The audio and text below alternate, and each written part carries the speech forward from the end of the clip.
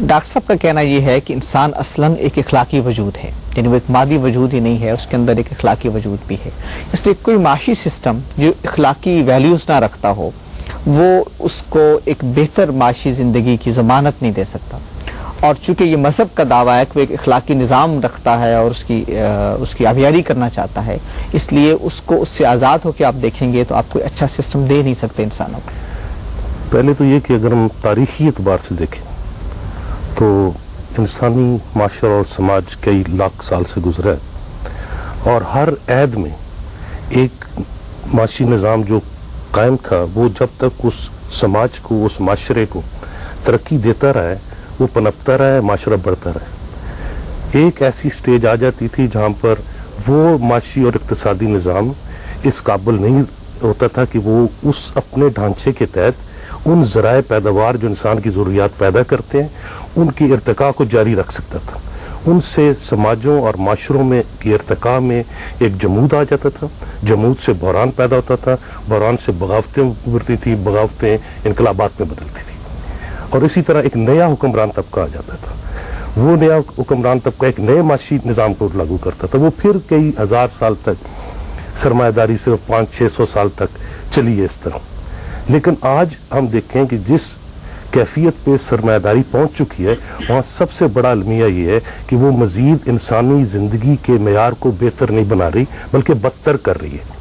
ہم second world war, لیکن یہ کہتے ہیں کہ ایک اخلاقی وجود جو ہے انسان کا اگر ہم نہیں مانیں گے، تسلیم نہیں کریں گے تو وہ کوئی معاشی سسٹم ایسا وجود میں نہیں لائیں گے جو اس پہ اخلاقی قدر نہیں لگاتا ہو، تو یہ ایکسپلائٹیشن جاری رہے گی. نہیں، اس میں یہ کہ ہر معاشرہ اپنے ذرائع پیداوار، اپنی ترقی کے معیار سے اپنی مختلف ثقافتوں اور اخلاقیات کو بدلتا رہتا ہے، وہ بہتر ہوتی رہتی ہیں. یہاں پر ہم دیکھتے ہیں کہ ایون کیپٹلسٹ معاشروں میں بہت اچھی اخلاقیات ہے، جہاں ڈیولپمنٹ ہے انہی معاشروں میں جب معاشی تنزلی آ جاتی ہے ان کی اخلاقیات گر جاتی ہے. اس لیے وہ ڈائریکٹلی ریلیٹڈ ہے کہ ان کا معیار زندگی کیا ہے، زندگی کتنی سہل ہے، تو وہ مفلسی حصے لطافت کو مٹا دیتی ہے. اس لیے ہم دیکھتے ہیں کہ وہ حصے لطافت، وہ جو اخلاقی معیار ہے، وہ جو ثقافتی معیار ہے، وہ حالات کی وہ ریلیٹڈ ہے اس کنڈیشن سے جن میں معاشرہ ہے. اور اگر معاشرہ ترقی نہیں کر رہا تو اس کے دو راستے ہوتے ہیں، ایک طرف خانہ جنگی ہوتی ہے، بربریت ہوتی ہے. یہ بڑی اہم بات ہے. ہم اس میں جیسے سلیمی صاحب نے کہا، ایک بات یہ کہی جاتی ہے کہ معاشی وسائل میں یا معاشی حالات میں تو ایک برابری لانا ممکن نہیں ہے، البتہ جو امکانات ہیں معاشی جدوجہد کی اس میں برابری لانی چاہیے. یعنی آپ کے لیے، میرے لیے، ان کے لیے، سب کے لیے ایک طرح کی جدوجہد کی اسباب اور امکانات موجود ہوں. یہ مطلوب ہے، نہ کہ یہ مطلوب ہے کہ سب ایک ہی طرح کی معاشی سطح پہ چلے جائیں. مسئلہ یہ ہے نا کہ ہر معیشت کا ایک مقصد ہوتا ہے، ہر معیشت کی ایک ایسنس ہوتی ہے، ہر معاشی نظام کی ایک وجہ. اب کیپٹلزم کا ایسنس کیا ہے؟ سرمایہ دارانہ نظام اور سوشلزم میں کیا فرق ہے؟ سرمایہ دارانہ نظام میں ہر چیز کے بنائے جانے کا مقصد منافع اور شرح منافع حاصل کرنا ہے. اس گھڑی کو اس لیے نہیں بنایا گیا کہ اس گھڑی کو میں پہن کر اس سے وقت دیکھنے کا استعمال کر سکوں. اس گھڑی کو اس لیے بنایا گیا کہ اس کے بنائے جانے سے کتنا منافع اس کو بنانے والا مالک سرمایہ دار بناتا ہے، نئے ڈیزائن لاتا ہے، ہر چیز. اس کا مقصد منافع نہیں ہوتا، اس کا مقصد شرح منافع ہوتا ہے، ریٹ آف پروفٹ کیا ہے. اگر ایک آدمی کو 50 کروڑ کا منافع ہوا، اگلے سال ہی 50 کروڑ کا ہوا، تو اس کو گھاٹا شو کرے گا. یہ کیپٹلزم کا ایسنس ہے. سوشلزم کا کیا مقصد ہے؟ معاشی مقصد کیا ہے کہ ہر چیز کے بنائے جانے کی وجہ بدل دی جاتی ہے. اس کی وجہ منافع کے حصول کی بجائے انسانی ضروریات کی تکمیل کر دی جاتی ہے.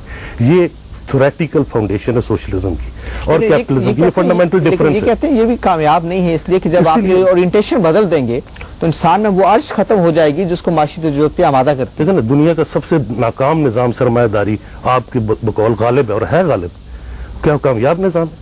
پچھلے 15 سال میں 1 لاکھ نیا کروڑ پتی پیدا ہوا ہے اس گلوبلائزیشن کی وجہ سے، اور 2 ارب لوگ مزید غربت کی لکیر سے نیچے چلے گئے.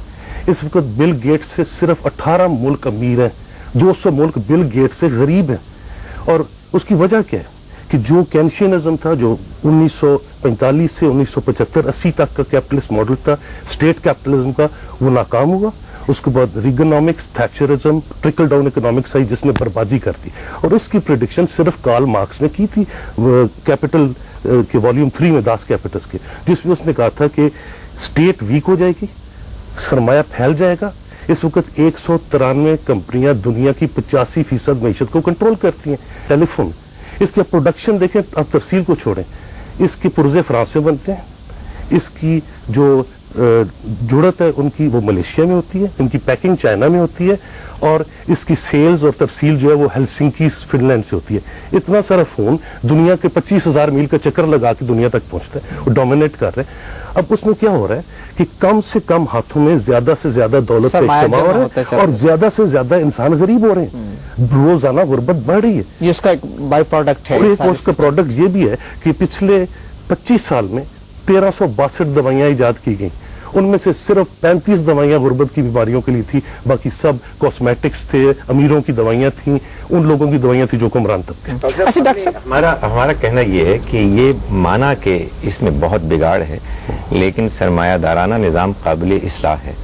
جو سوشلزم پر مبنی نظام ہے وہ قابل عمل ہی نہیں ہے. یعنی یہ تو آپ کا ایک پرسنل مسئلہ ہے کہ قابل عمل نہیں ہے.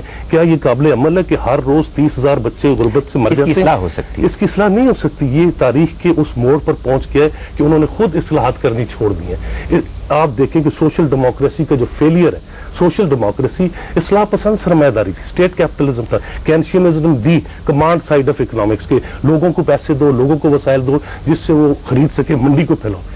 اس کے فیلئر کی وجہ سے اب ہم دیکھتے ہیں کہ سپلائی سائڈ اکنامکس ہے, ٹرکل ڈاؤن اکنامکس ہے.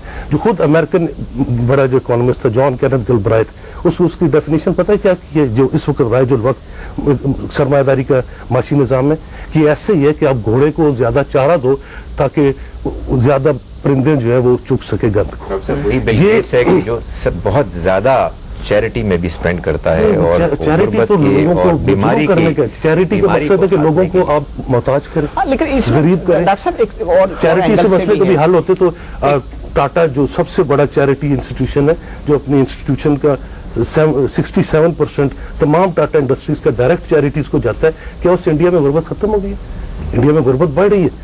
چیریٹی از نو سولوشن. ہم نے اپنے ملک میں دیکھا کہ جب بھٹو صاحب کے دور میں نیشنلائزیشن ہوئی تو سچی بات ہے کہ لوگوں نے دلچسپی نہیں لی. وہ بیوروکریٹائزیشن تھی, نیشنلائزیشن. جی بالکل. اور نیشنلائزیشن جو ہوتی ہے اس میں بیوروکریٹس نہیں بٹھا دیے جاتے, اس میں مزدوروں کا جمہوری کنٹرول ہوتا ہے, اس میں پورے معاشرے کا, عوام کا, ان کی پنچایتوں کے ذریعے ڈاکٹر صاحب یہ چاہیں گے کہ پہلے وہ ماڈل سامنے آئے کہ جس کو دیکھ کے ہم یہ کہہ سکیں کہ واقعی یہ کوئی قابل عمل چیز ہے. اب تک تو نہیں ہے. میں ڈاکٹر صاحب نظری اعتبار سے اس سوال کو دیکھنا چاہتا ہوں کہ یہ جو کنسپٹ ہے کہ اگر ہم بیرونی سرمایہ کاری کو اپنے انوائٹ کریں تو اس سے غربت اور افلاس ختم ہو سکتی ہے, روزگار پیدا ہو سکتا ہے, یہ فلسفہ بنیادی طور پر کتنا یہ فلسفہ جو ہے یہ کامیاب فلسفہ رہا ہے فار ایسٹ میں. اگر آپ دیکھیں فار ایسٹ کا تاریخی مطالعہ کریں تو آپ دیکھیں کہ ملیشیا ہے. آپ اگر چائنا کی مثال لیں مثال کے طور پہ, تو چائنا کا جو فیز آیا ہے پوسٹ ماؤ, اس میں انہوں نے تقریباً 40 سے 50 ارب روپے کی اینول یہ جو ایف ڈی آئی ہے اس کو انوائٹ کیا. اب چائنا اس پوزیشن میں ہے کہ اس نے یہ جو انویسٹمنٹ کی ہے نا, اس کو اس طریقے سے انہوں نے استعمال کیا کہ انہوں نے ان ٹیکنالوجیز کو اڈاپٹ کیا, انہوں نے جتنے ان کے اپنے اغراض و مقاصد سے ان کو پورا کیا. اب چائنا اس پوزیشن میں ہے کہ وہ ریورس ایف ڈی آئی کر رہا ہے, مگر یہ ہے کہ اگر آپ فار ایسٹرن میں کامیاب ہوا تھا, کامیاب تجربہ ہے. اور چائنا کامیاب نہیں ادھر, کیونکہ ایک سائڈ پکچر کی اس وقت امارت اور غربت کی سب سے بڑی خلیج چائنا میں.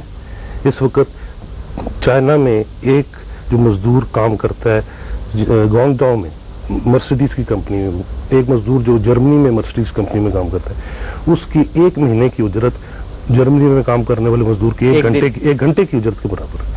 اور اتنی ایکسپلائٹیشن ہے جس سے اوپر ایک گروتھ ہے, گروتھ چند چھوٹے چھوٹے جزیروں میں ہے, اور اوورآل چائنا میں نگیشن ہو رہی ہے, جسے ہمیں رائٹس نظر آ رہے ہیں, جسے ہمیں چائنا میں ٹرموائل نظر آ رہا ہے. اور مجھے لگتا ہے کہ یہ آنے والے وقت میں چائنا کے اندر ایک بہت بڑی سول وار پیدا کر دے گا. یعنی کاسمیٹک چینج ہے آپ کے خیال میں؟ ایشیا کی سب سے تیز رفتار ترقی کے اعتبار سے ترقی سے سماجی حالتیں نہیں بدلتی. مسئلہ ہے کہ ترقی کس نظام کے تحت ہو رہی ہے اور اس ترقی کا مقصد کیا ہے. پاکستان کی گروتھ ریٹ کتنی ہے اور غربت کتنی ہے؟ آپ دیکھیں کہ گروتھ ریٹ بڑھ رہی ہے اور غربت بھی بڑھ رہی ہے. تو ملیشیا کے تجربے کو آپ کے ساتھ ملیشیا کا تجربہ دو حوالوں سے دیکھنے کی ضرورت ہے. ایک کہ کسی حد تک مہاتیر نے اس وقت جب جارج سورس نے کولیپس کی تھی ملیشین اکانومی 1997 میں, تو اس نے تھوڑا سا स्टेट कैपिटलिज्म को रिवाइव करके बहुत सारी बंदिशें लगाई थी फॉरेन इन्वेस्टर्स, वो इन्वेस्टमेंट जब निकल गई तो जब निकल गई और जो रह गई उसको ज्यादा स्टेटाइज किया था, लेकिन वो आर्जी तौर पे चला।